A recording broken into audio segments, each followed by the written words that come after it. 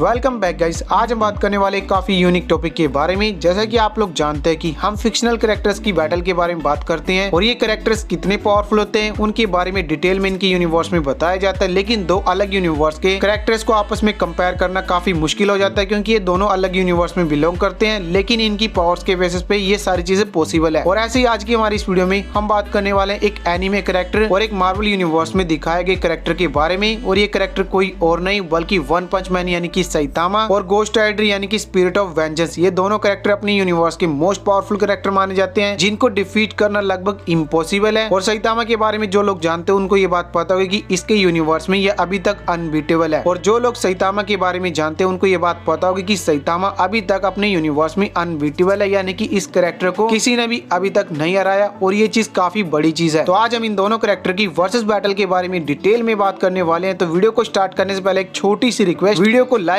और चैनल को सब्सक्राइब करने की, ताकि आपको फ्यूचर में ऐसी और भी अमेजिंग वीडियोस देखने को मिलती रहे। तो जल्दी से वीडियो को स्टार्ट करते हैं। पहले मैं आप लोग को क्लियर कर दूं कि इन दोनों कैरेक्टर का जो पावर लेवल है उनके बेसिस पे इस बैटल का हम डिसीजन लेने वाले हैं। और जो लोग इनकी पावर के बारे में डिटेल में नहीं जानते तो वीडियो के अंदर हम इन दोनों के पावर लेवल के बारे में डिटेल में जानने वाले हैं और कॉमिक वाले वर्जन के बारे में बात करेंगे। और यहाँ पे हम लोग को पता लग जाएगा कि इन दोनों कैरेक्टर का पावर लेवल है क्या। और उसके बाद आप लोग अपने जो ओपिनियंस है नीचे कमेंट करके मुझे बता सकते हो। तो काफी फेयर डिसीजन होगा। तो अगर आप लोग इन दोनों कैरेक्टर के फैंस हो तो वीडियो में बने रहिए। तो पहले इन दोनों कैरेक्टर में बात करते हैं गोस्ट राइडर की पावर के बारे में। देखो, गोस्ट राइडर एक ऐसा कैरेक्टर है जो कि हमें मार्वल यूनिवर्स में देखने को मिला था। और इसकी पावर के बारे में बात करें तो मार्वल में हमें बताया गया कि गोस्ट राइडर का जो कैरेक्टर है वो कई सारे ह्यूमंस की बॉडी में जा सकता है, क्योंकि गोस्ट राइडर कोई एक पर्सन नहीं है बल्कि एक स्पिरिट है, जो कि एक ऐसी स्पिरिट है जो कि लोगों को पनिश करती है उनके बुरे कामों की वजह से। और ऐसा हमें देखने को भी मिला था कि गोस्ट राइडर जब भी किसी की बॉडी में निकल के आता है उस टाइम पे बंदे की पूरी बॉडी एक स्केलेटन में ट्रांसफॉर्म हो जाती है और वो जलता स्केलेटन होता है। और वो कोई नॉर्मल फायर नहीं होती बल्कि हेल फायर होती है, जिसकी वजह से ये बॉडी काफी स्ट्रॉन्ग बन जाती है। हमें देखने को मिला कि गोस्ट राइडर की स्ट्रेंथ लेवल इतनी ज्यादा है कि ये चाहे तो अपनी स्ट्रेंथ का यूज करके पूरे ट्रैक को उठा के दूर फेंक सकता है, वहीं पे हल्क को 1-on-1 मैच में नॉकआउट कर सकता है। इसकी ड्यूरेबिलिटी की बात करें तो इसकी बॉडी काफी ड्यूरेबल बन जाती है जब भी ये गोस्ट राइडर में ट्रांसफॉर्म होता है, क्योंकि इसकी बॉडी को खत्म करना लगभग इम्पॉसिबल है। स्पिरिट ऑफ वेंजेंस हमेशा बॉडी को रिकवर कर देती है। वहीं पे अगर इसकी स्पीड के बारे में बात करें तो गोस्ट राइडर की स्पीड लेवल काफी ज्यादा है। काफी बार हमें साउंड की स्पीड से ट्रैवल करते हुए दिखाया गया है। ये चीज हमें कॉमिक में बताई गई थी, हालांकि मूवीज में इतनी पावर हमें दिखाई नहीं जाती। वहीं पे हमें देखने को मिला कि गोस्ट राइडर अपनी बॉडी के साइज को इंक्रीज कर सकता है, वेदर को मैनिपुलेट कर सकता है, या फिर अपने चेन्स का यूज करके किसी की बॉडी को डिस्ट्रॉय कर सकता है। इसकी जो फ्लेम है वो काफी पावरफुल है क्योंकि हेल फायर है, जिसकी वजह से किसी की बॉडी को आसानी से डिस्ट्रॉय किया जा सकता है। और गोस्ट राइडर की मेन पावर मानी जाती है इसका पनिश करना। ये बंदा किसी की आंखों में देख के सारे पाप के बारे में जान सकता है कि आखिर इस बंदे ने कितने बुरे काम किए थे, जिसकी वजह से उनको पनिश करता है और उनकी सोल को चुरा के उसकी बॉडी से नर्क में भेज देता है ताकि उसको अपने कर्मों का फल मिल पाए और उसकी बॉडी को डिस्ट्रॉय कर देता है। और मार्वल के यूनिवर्स में इस कैरेक्टर को इसी पावर की वजह से सबसे पावरफुल माना जाता है और अपनी हेल फायर का यूज करके ये किसी भी चीज को अपने वेपन के तौर पे यूज कर सकता है। तो ये सब थी गोस्ट राइडर की पावर। अब बात करते हैं वन पंच मैन यानी कि सैतामा के बारे में। देखो, सैतामा वन पंच मैन सीरीज का एक ऐसा कैरेक्टर है जिसकी बॉडी में इतनी पावर है कि अपने एक पंच का यूज करके किसी को भी नॉकआउट कर सकता है। लेकिन ये सारी पावर इसको ऐसे ही नहीं मिल गई, यानी कि इसके पैदा होने के बाद इसे ये पावर नहीं मिली थी। बंदे ने डिसाइड किया था कि मैं इतनी पावर को अचीव करूंगा, क्योंकि जब ये एक बच्चे को बचाता है उस टाइम पे डिसाइड करता है कि मुझे अब सबसे पावरफुल सुपर हीरो बनना है। और काफी अच्छी ट्रेनिंग करने के बाद इसकी बॉडी में इतनी ज्यादा पावर आ जाती है कि अपनी एक जंप का यूज करके चाहे तो स्पेस में जा सकता है, यानी कि सिर्फ एक जंप का यूज करने पे ये अर्थ के एटमॉस्फेयर को क्रॉस कर सकता है। वहीं पे इसकी स्पीड लेवल इतनी ज्यादा है कि सोनिक जो कि साउंड की स्पीड से ट्रैवल कर सकता है उससे भी ज्यादा तेजी से ट्रैवल कर सकता है। वहीं पे हमें देखने को मिला कि सैतामा की जो बॉडी है उसकी ड्यूरेबिलिटी इतनी ज्यादा है कि इसको 1-on-1 मैच हो चाहे ग्रुप मैच हो, इस बंदे को मिलके भी कोई कैरेक्टर हानि नहीं पहुंचा सकता। यानी कि इसकी जो बॉडी है वो काफी ड्यूरेबल है। और इसके यूनिवर्स में ऐसे पावरफुल कैरेक्टर थे जिनको हराना बाकी किसी कैरेक्टर के बस की बात नहीं थी, लेकिन वन पंच मैन यानी कि सैतामा ने एक पंच का यूज करके उनको फाड़ दिया था। यानी कि जब भी ये किसी ओपोनेंट पे अपना पंच यूज करता है उस टाइम पे ओपोनेंट की बॉडी सिर्फ जमीन पे नहीं गिरती बल्कि उसकी पूरी बॉडी फट जाती है, यानी कि बॉडी का कोई भी पार्ट नहीं बचता, पूरी की पूरी बॉडी एक्सप्लोर हो जाती है और उसके बाद उसके सामने टिकने का कोई चांस नहीं है। और ये चीजें सैतामा को अपनी यूनिवर्स का मोस्ट पावरफुल कैरेक्टर बना देती है, क्योंकि इसकी स्ट्रेंथ को मैच करना लगभग नामुमकिन है। वहीं पे मांगा के अंदर हमें देखने को मिला कि ब्लैक होल्स के अंदर सर्वाइव कर सकता है और ब्लैक होल्स भी इसका कुछ नहीं बिगाड़ सकते, यहाँ तक कि रियलिटी पावर्स भी इसकी बॉडी पे असर नहीं करती। आप लोग अंदाजा लगा सकते हो कि सैतामा कितना पावरफुल है और इसी की वजह से इस सीरीज का नेम वन पंच मैन है। अब इन दोनों कैरेक्टर की पावर के बारे में डिटेल में बात करने के बाद बात करें कि इन दोनों कैरेक्टर में कौन सा कैरेक्टर ज्यादा स्ट्रॉन्ग है। देखो, मैं आपको पहले ही यही क्लियर कर दूं कि इन दोनों कैरेक्टर में अगर ये बैटल स्ट्रेंथ के बेस पे होती है तो इन दोनों कैरेक्टर में इजिली सैतामा इस बैटल को विन करेगा, क्योंकि गोस्ट राइडर इतना पावरफुल स्ट्रेंथ के बेसिस पे कभी हमें देखने को नहीं मिला कि वो सैतामा को मैच कर पाए, क्योंकि सैतामा अपने एक पंच का यूज करके पूरी अर्थ को डिस्ट्रॉय कर सकता है। इसको स्पेस में सर्वाइव करने में कोई तकलीफ नहीं होती। वहीं पे हमें देखने को मिला कि गोस्ट राइडर पावरफुल तो है लेकिन अपने एक पंच का यूज करके वो पूरी अर्थ को डिस्ट्रॉय नहीं कर सकता। लेकिन बात वहीं पे आ जाती है कि गोस्ट राइडर जब अपनी पनिश करने वाली पावर का यूज करेगा उस टाइम पे सैतामा ने इतने लोगों को मारा है कि उसे कभी ना कभी तो गिल्टी फील हुआ होगा, और वो हमेशा गिल्ट में ही रहता है कि उन बंदों को मार तो देता है लेकिन वो लोग उसे सेटिस्फाई नहीं करते और सैतामा और लड़ना चाहता है, और यही चीज इसकी मेन वीकनेस बन जाएगी, क्योंकि गोस्ट राइडर इसी चीज को पकड़ के उसे पनिश कर सकता है और उसकी सोल को उसकी बॉडी से बाहर निकाल के हेल में ले जाएगा और उसके बाद सैतामा कुछ नहीं कर पाएगा। जिसकी वजह से अगर इन दोनों कैरेक्टर के बीच बैटल होती है तो गोस्ट राइडर अपनी इस पावर का यूज करके सैतामा को हरा सकता है। अब यहाँ पे दो पॉसिबिलिटी है जिनके बारे में मैंने आपको बता दिया। बाकी आप लोग नीचे कमेंट करके मुझे बताना कि आपको क्या लगता है इन दोनों कैरेक्टर में कौन सा कैरेक्टर ज्यादा स्ट्रॉन्ग है।